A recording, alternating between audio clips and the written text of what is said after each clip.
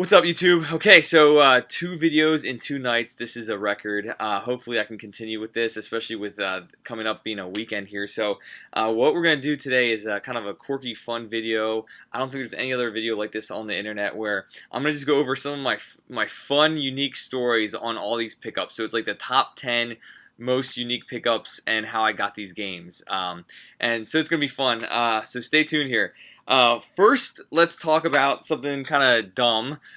Goodwill is a common place for every kind of game hunter to go to check out where the old games are and stuff like that. And I don't have the best of luck at the Goodwills, but a long time ago I was searching through the CDs, which is what you always have to look for, and one of my favorite movie games of all time had a game there, and it was sealed still. Not that it's rare or expensive, but I just thought it was so unique to have this game sealed in like the shrink wrap and then the little flap or whatever still there. It's so cool. I love the Die Hard movies and I love the Die Hard games. Even though some of them are terrible, like this one's like mediocre, I still love it. And I consider these kind of games a little bit of a hidden gem. The controls are clunky, but anyway, it was like probably $1 in the CD bin, but I was so happy to get that. Okay, next, so this is a game store kind of story. There used to be a Plane Trade near my house, which I think is a pretty big chain, but now I don't know if there are any around anymore. I could be wrong. I've traveled all up and down Pennsylvania and the East Coast, and I've never seen one. I think they might be more on the West Coast, but I'm not sure about that. But anyway, the one that was near my house used to have like unbelievable, like weird pricing all the time. I'd catch them slipping all the time, which was awesome for me. So I was going there all the time to try to see what I could find. The one day I went and I saw this game, Castlevania Dracula X. I've never heard of it, and this is when I was getting into game hunting pretty seriously, maybe 5 years ago, and I'm looking at it. I'm like, what is this game? So I'm like, what? It's $25 with the manual. I'm like, you know what? Whatever. Castlevania is an awesome series, and it might be a little bit of a spin-off, or I don't know. So I'm like, I'll get it. Whatever. $25. I know that's kind of steep, but I'll get it. When I got home and I looked up the price on eBay or Amazon, I can't remember, plus the manual, I'm like, oh my god.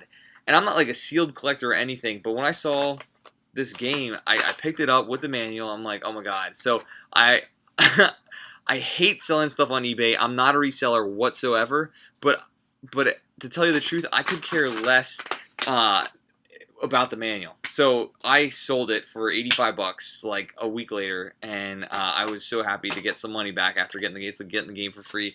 Not that I condone that at all. I try to save everything, and only my doubles do I try to trade with other YouTubers or give away to my cousins who need games. I don't sell anything on eBay for the most part.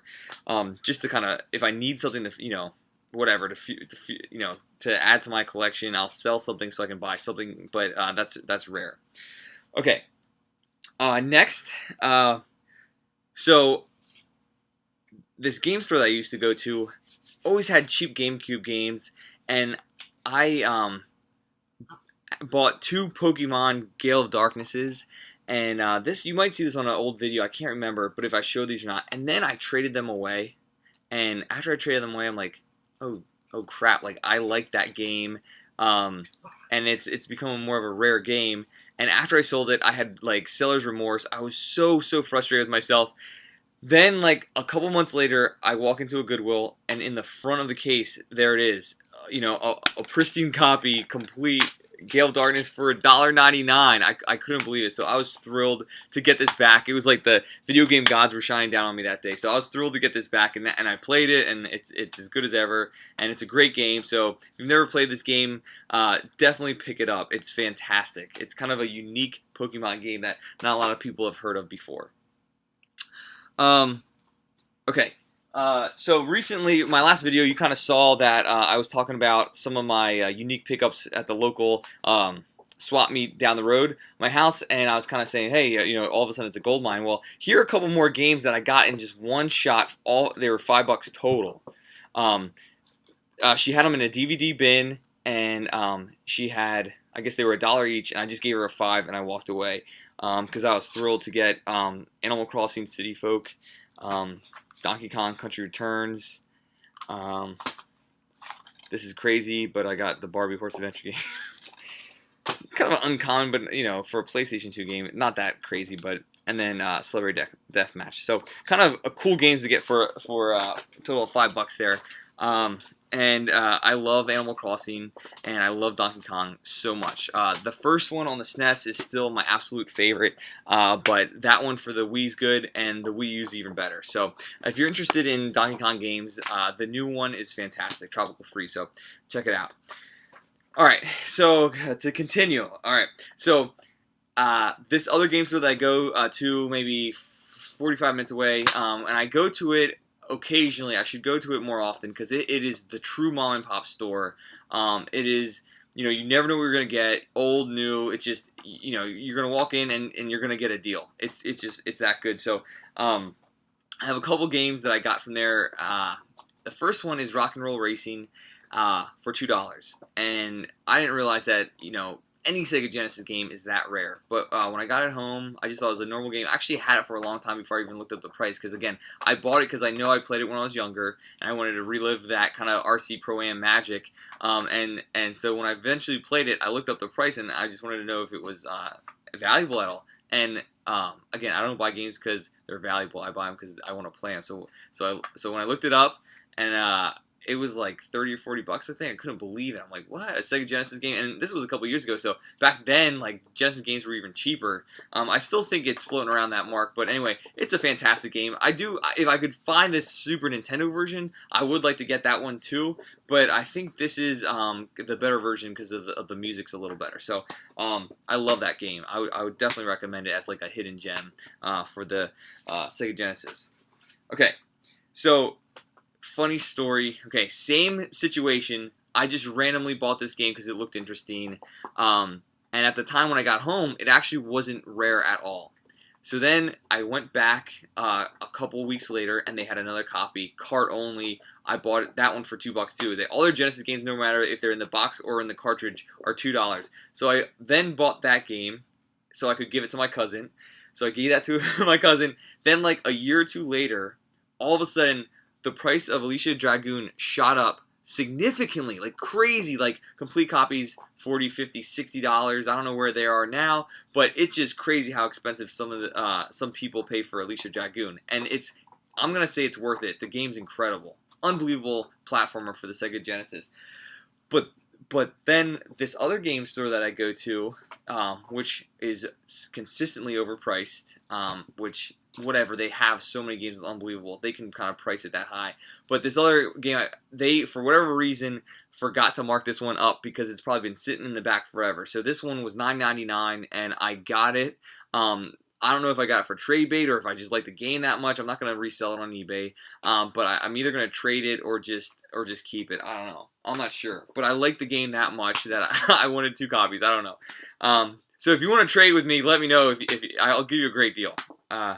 Okay, so when I ever travel to Philly, there's a game store in King of Prussia, a used video game store. It's awesome, and King of Prussia is an enormous mall right outside of Philly, and that's where I got my Radical Rex on the Sega CD for an unbelievable deal. And then I was there, and I've been looking for this game forever, and I've never seen it in the wild, never seen it in game stores, whatever. It never really comes up on eBay, and for whatever reason, they had it for $10, and I got it, and it's just such a great shooter, and that's Troubleshooter for the Sega Genesis.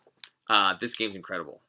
It's probably it might only be a $10 to $20 cart, but I was looking for it forever, and I found it in the wild, and it's just made me feel great that I could find a cool game in the wild for the actual price that it's going for, and it wasn't some sort of crazy overinflated price. Okay. So on eBay, maybe 3 or 4 years ago, I wanted to get a good Super Nintendo, the original, not this Model 2, but the original. So I wanted to buy that and then get a lot of games with it because my Super Nintendo was on the fritz. So this is when people were just throwing their lots up like crazy. So you could sift through the lot that you wanted and make sure you got the right one. So I got the Super Nintendo. I got a bunch of games, nothing crazy, but a bunch of games. The only cool one was Super Mario RPG in there, and then that's all they really showed.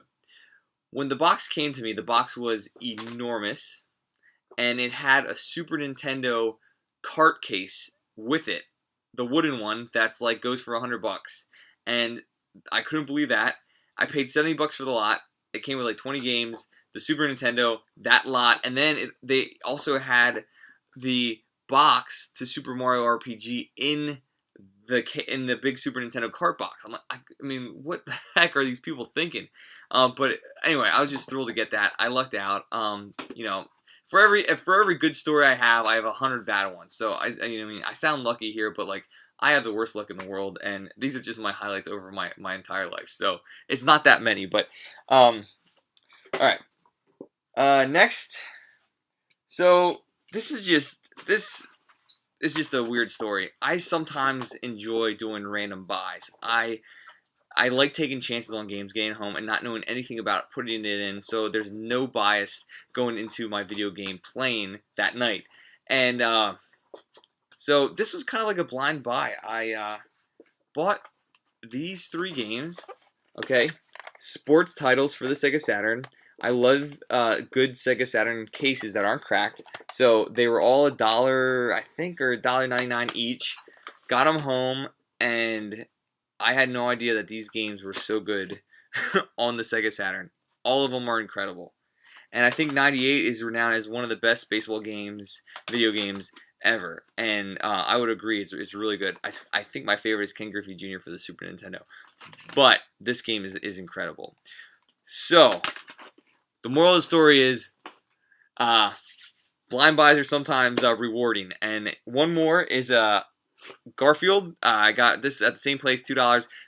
Not that rare or anything like that, nothing crazy. But when I got it home, what a fun little platform this game was. It was great, and I would definitely recommend it. Okay. So I have some sort of like weird fetish attraction, something for Flintstones Surprise at Dinosaur Peak. I do not own that game. That's kind of like my holy grail. I play the emulator all the time. I wish I can afford it, or at least trade up for it at some point in my life. I don't know if I ever will. But with that being said, I think the platforming in it is so much fun, and I love the original first one on the NES, and I play it all the time. So when I saw this game at the store, I had to get it. It was $8.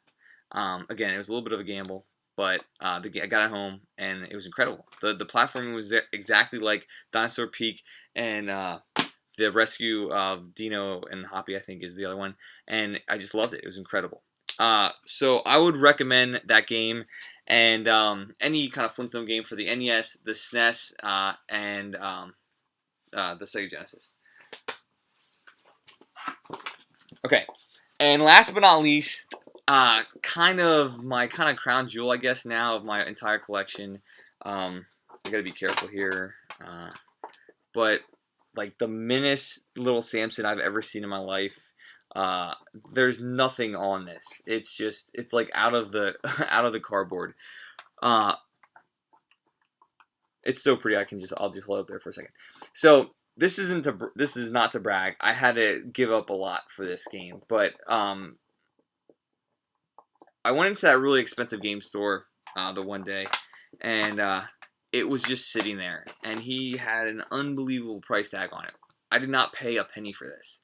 I traded a bunch of my old stuff, a laser active player, and some Neo Geo stuff, and he straight up trade, no cash. It was just my stuff for the little Samson, and I'm so thrilled to own that game. It is, like I said, my crown jewel probably now, and I play it. I'm not putting in a case or anything like that. I play the game. I play my game. So I was so thrilled to get that game. And that's it, guys. Thank you so much for watching. I hope you enjoyed this video. Again, I'm not here to brag. Those are just some fun stories of my video game collecting over the last like 5 to 6 years that I want to share with you guys. Anyway, guys, take care. Video Game Greek out.